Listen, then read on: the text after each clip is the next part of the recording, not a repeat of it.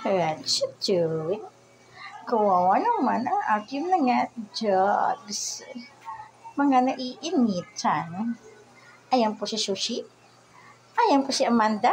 Si Amanda ang tihaya. Eto po si Elmer. Si Elmer ko. Kawawa naman yan. Kasi ayan. Mer! Umimulin yan. Baka mahila mo yung tahi mo. Kasi po, pinakapon ko po siya. Kasi po, ayoko na magbuntis ang mga dogs ko. Hello, Peps!